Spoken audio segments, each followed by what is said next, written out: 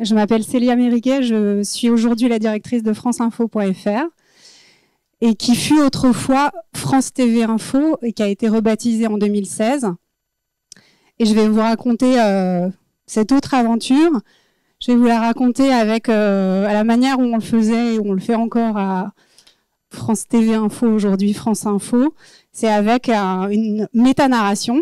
Et le mot métanarration, vous allez découvrir, c'est pour garder votre attention. Au milieu de la présentation, qu'est-ce que ça veut dire ? Moi, j'ai rencontré Jean-François et Bruno au monde.fr. Et quand Jean-François et Bruno arrivent à France Télévisions, je suis alors rédactrice en chef au monde.fr.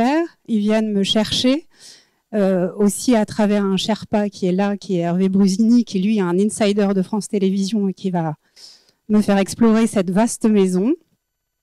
Jean-François a été vraiment l'artisan de France TV Info, très proche des équipes, peut-être plus proche que je ne l'avais connu au monde.fr. Il était un peu...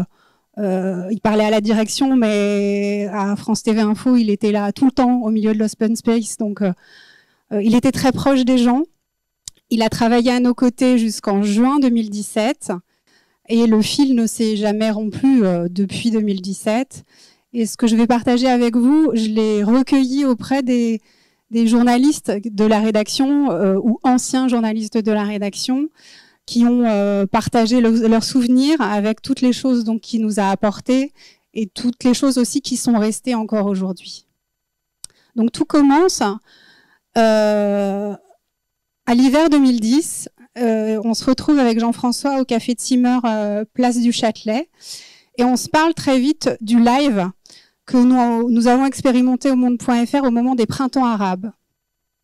L'idée qui nous habite alors, c'est de créer un live permanent pour raconter l'actualité. L'idée, c'est vraiment de se dire que Internet, c'est un média qui manque d'humanité, une sorte d'hypermarché où on a beaucoup d'articles, et le live, il va venir remettre une forme de narration. C'est une forme d'agrégation qui existe évidemment alors sur Twitter, qui est le média que nous regardons tous.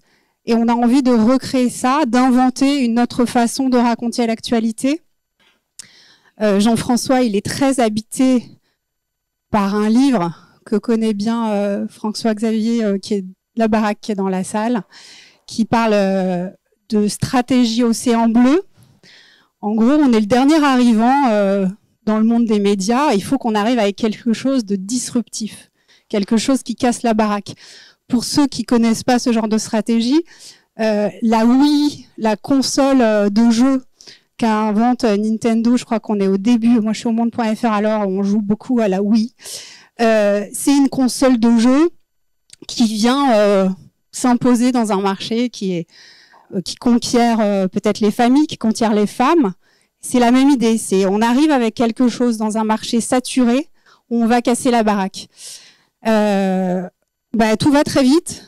On crée, en plus, le petit détail, on est en 2011, je suis enceinte, mais qu'importe, entre mars 2011 et novembre 2011, on crée un site internet. Donc, vous voyez la première une. Donc là, ça casse tout parce que l'élément principal de cette homepage, c'est ce live qui vient raconter l'info. Et les articles, les vidéos, tout ça est en colonne de droite. Inutile de vous dire qu'en fait, on a changé parce qu'on s'est rendu compte que nos lecteurs étaient un petit peu perdus.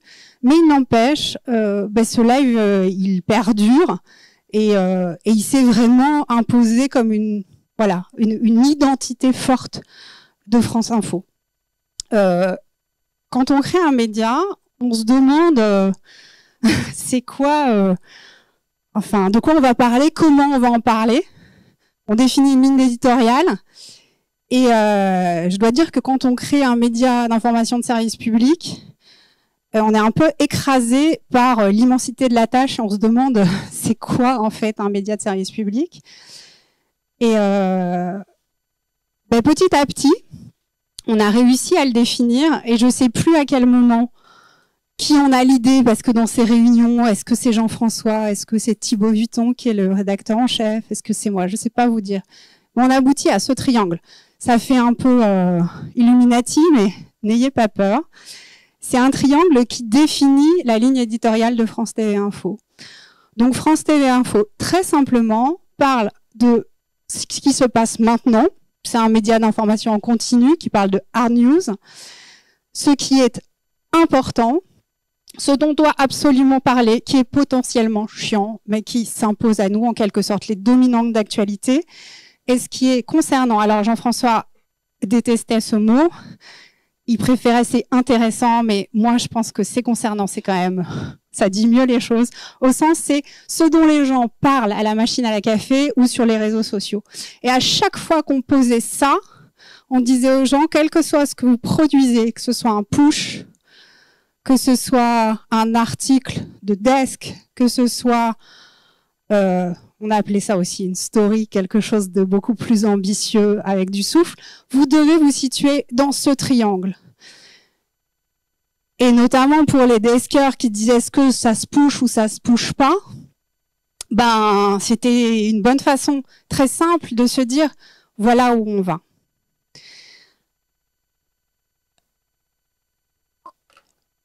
Alors c'est là que rentre en jeu la fameuse méta-narration. Je vous resitue le moment parce que on est au début des années 2010 et alors on est très fortement influencé par un site américain qui est BuzzFeed, où a travaillé Dao, enfin où est parti Dao Nguyen, dont a parlé Bruno après avoir fait le monde.fr. BuzzFeed produit beaucoup d'articles sous la forme de listes, les listicles, article listicle.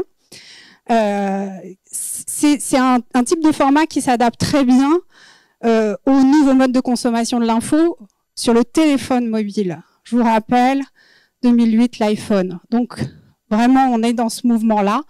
Comment est-ce qu'on crée des formats dont le lecteur peut se saisir très facilement? Parce que le texte y apparaît de façon très découpée.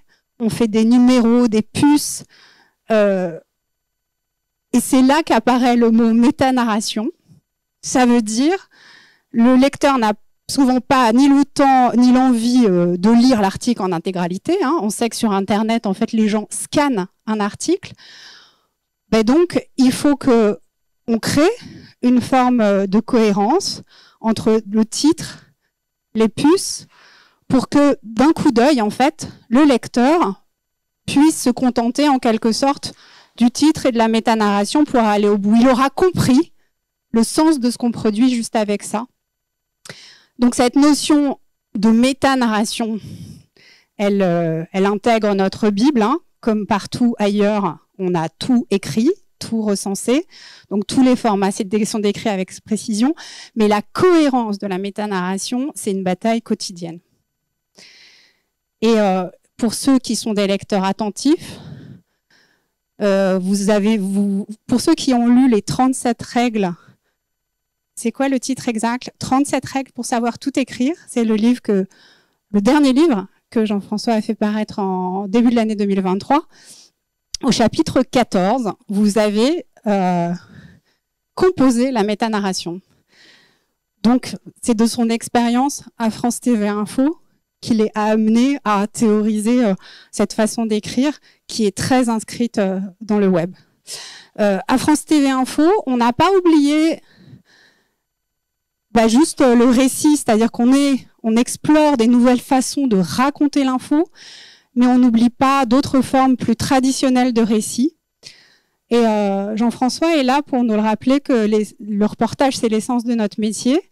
Et il endosse, avec la petite équipe de France TV Info, sa casquette de prof de journalisme à la rédaction pour apprendre aux uns et aux autres comment on écrit un reportage. Et pendant plusieurs semaines, il mène des ateliers d'écriture avec les rédacteurs et il commence toujours son cours en parlant de cet article qui est bien connu, qui a été publié dans Esquire en 1966. C'est un portrait de Frank Sinatra.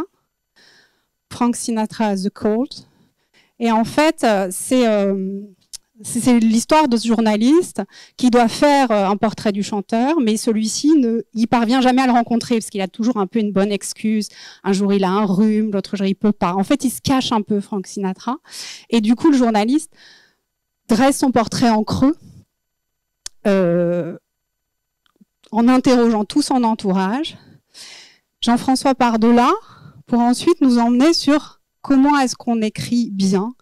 Et le principe qu'il donne à tous les journalistes, c'est « show, don't tell ».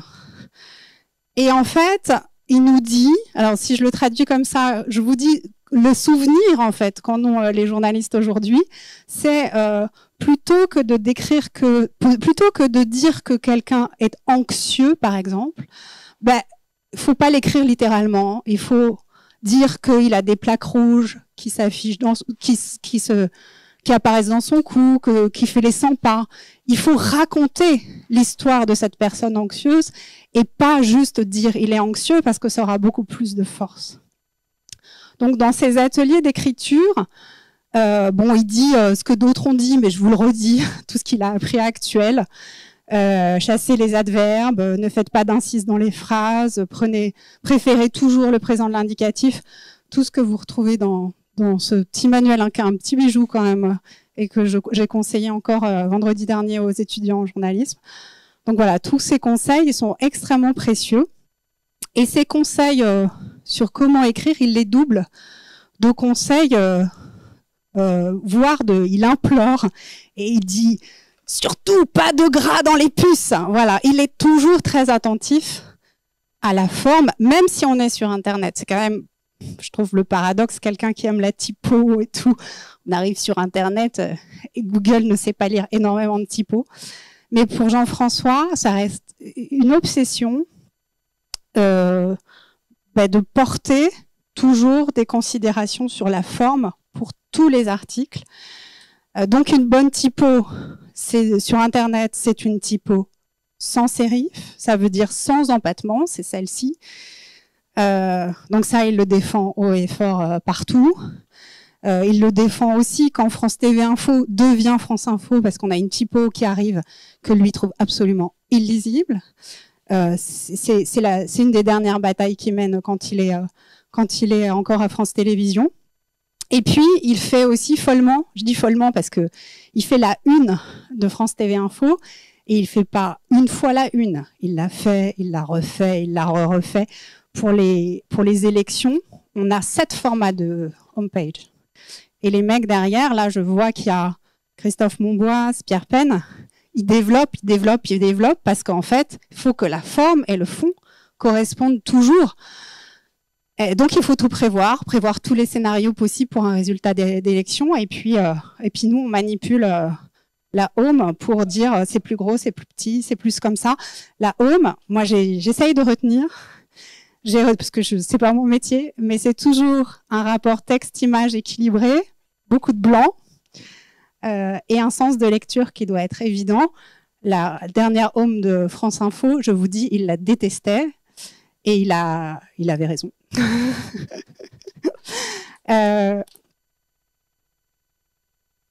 Point 6.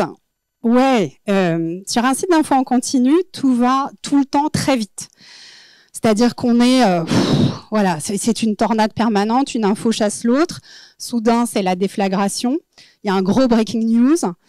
Et c'est là que Jean-François, dans ce pur moment de folie, où on est collé au plafond, comme dirait Hervé Brusini, eh bien, il dit « have a seat ». Et là, tu t'assois donc à côté de lui, il te demande « mais c'est quoi la tête de home de demain matin ?» Et après cette grosse actu, tu as prévu d'enchaîner sur quoi?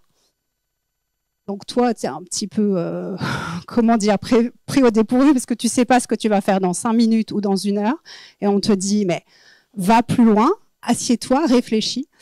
Et ça, c'est précieux, en fait. Quelqu'un qui arrête le temps, qui t'oblige à réfléchir, à préparer le coup d'après, c'est vraiment sa spécialité. Et sur le côté arrête et réfléchis, il a toujours cette position, cette posture même, j'allais dire, en conférence de rédaction, parce qu'il est là le matin, il écoute, avec un petit sourire en coin parfois, et il est celui qui prend le contre-pied de la position mainstream. C'est-à-dire que systématiquement, il dit, mais vous regardez les choses comme ça, mais voilà, essayez de changer votre regard.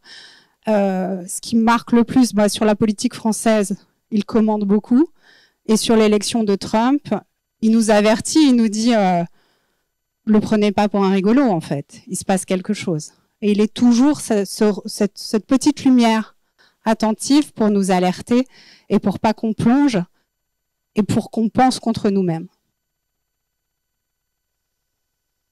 Beaucoup l'ont dit. Jean-François est obsédé par les chiffres. Ce que vous voyez ici, pour ceux qui ont connu cet outil fabuleux, c'est un outil de mesure de l'audience qui s'appelle Xiti, qui a disparu aujourd'hui, mais qui regardait follement. Voilà, parce que Jean-François, il a des convictions fortes, vous l'avez entendu partout, mais non, c'est une manipulation. En fait, il est quand même toujours dans la position de celui qui ne sait pas. Il écoute beaucoup ce que nous dit l'audience et sans cesse. D'ailleurs, il se rapproche, son bureau est à 3 mètres du desk, il se rapproche et il dit aux gens « Qu'est-ce qui nous porte ?» C'est une expression qui est restée dans la rédaction. Les gens disent aujourd'hui « Qu'est-ce qui nous porte ?» Ça veut dire mais qu'est-ce qui intéresse les gens là en ce moment? Ils regardent quoi?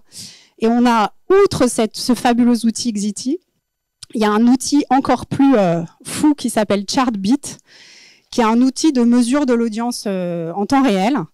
Et ça, on est évidemment très intéressé par cet outil parce qu'on sait ce qui intéresse nos lecteurs en temps réel. Et lui, de façon très systématique, il va toujours éplucher pour comprendre si et comment nos lecteurs se saisissent de l'info. C'est très fort. Il y a quelque chose que vous avez tous décrit, donc je vais pas m'étendre, mais à partir de ces précieux chiffres, au gré des innovations qui surgissent, des actus aussi qui nous font progresser, ou des erreurs que nous faisons, on fait évoluer ensemble France TV Info. Jean-François dit « on est en mode projet » et pas « on est en mode fonctionnement ». C'est ça le piège, le mode fonctionnement. Ça signifie on ne fait pas les choses par habitude, parce qu'on les a toujours faites en fait. On avance. Et, autre petite citation que certains reconnaîtront, l'important c'est l'output. Il dit ça tout le temps, c'est-à-dire que s'il faut changer l'organisation du travail à la rédaction, la technologie, la maquette, on le fait sans ciller. Tout le monde bosse dur, mais j'allais dire qu'on est tous tellement emportés par notre enthousiasme, emportés par cette aventure. On voit que ça marche, on le fait tous de façon, avec joie en fait. Et donc France TV Info au départ c'est un tout petit site dans un coin, et puis c'est un site qui grandit et qui finalement prend une place assez importante dans le paysage des médias d'information, qui devient enfin France Info. Alors, il y a quelque chose d'un peu impressionnant à travailler aux côtés de Jean-François, parce que chaque minute, on se dit individuellement, et tous les gens à qui j'ai pu parler se disent « Est-ce que je suis à la hauteur? Est-ce que je le mérite? Que va-t-il penser de moi ?» Beaucoup de journalistes l'admirent et le craignent tout à la fois, parce qu'il est exigeant avec lui-même comme avec les autres. Et la récompense ultime, c'est quand il envoie un mail où il y a écrit « Bravo » en lettres capitales. Je vous lis ce mail parce que je le trouve super. On est en avril 2020, donc on est en plein confinement. Et sur franceinfo.fr, on publie ce qu'on appelle une histoire orale de l'incendie de Notre-Dame qui a eu lieu un an auparavant. Une histoire orale, c'est sans commentaire, c'est juste un empilement en fait de citations qui viennent raconter un moment historique. Et Jean-François m'écrit: je viens de lire Ellipse sur Notre-Dame de Paris, c'est formidable, bravo, c'est un vrai format neuf sur la forme et sur le fond, on ne peut pas le lâcher. Je l'ai lu sur laptop, mais je devine que le portable marche aussi. Je ne sais si les gens qui l'ont écrit savent quel est le vrai secret de la réussite, le présent de l'indicatif. Une conjugaison au passé en ferait un contenu comme un autre. L'autre grande leçon. C'est un contenu qui est écrit dans la forme comme un flux de réseau social avec une série continue de ruptures. Dès que l'on rédige un grand papier aujourd'hui, on court un risque, car la distance se crée entre le public et l'idée d'une mise en forme artificielle. Là, on est dans ce qui défile devant nous chaque jour. Encore bravo. Bon, c'est un mail, bien sûr, que j'ai transmis à tous. Ils ne savaient pas forcément qui était Jean-François Fogel, puisqu'il était parti depuis 3 ans. Et l'équipe avait été pas mal renouvelée. Mais voilà, il était exigeant, mais pas non plus avare de reconnaissance, de ces mots qui donnent confiance en soi, le goût des choses bien faites, et qui est resté là. J'ai fait un 10e point, mais j'ai un peu triché avec la métanarration, puisque vous voyez qu'il y a une forme de rupture, et il m'a fallu 10. Alors, voilà, je voulais dire toutes les autres choses qu'a apporté Jean-François à la rédaction. Voilà, vous l'avez tous dit, hein, il avait une curiosité insatiable. Il était dissonant, donc il aimait la PQR, il aimait le FT. Il a eu cette phrase que j'ai retrouvée dans un mail. Je me souviens de Stendhal expliquant qu'il n'y a que 2 choses dont il ne s'est jamais dépris, Saint-Simon et les épinards. C'est lui, quoi. TTSO, c'était une newsletter que certains doivent connaître. C'est une newsletter assez dissonante comme ça, où il y a des choses sérieuses et il y a des choses légères. Voilà, il était tout ça à la fois. Il partageait ses obsessions, ses idées avec tous les gens de la rédaction, mais il allait aussi beaucoup se nourrir auprès de chacun d'eux, de leurs histoires, de leurs expertises. Il était très curieux de découvrir leur monde. Donc il parlait politique avec les uns, rugby avec les autres, beaucoup de codes avec les devs. Voilà, il parlait des œufs durs avec les amateurs de gastronomie, bien sûr. Voilà, c'était tout ça irrésumable. Et je m'arrête là puisqu'on est à 10.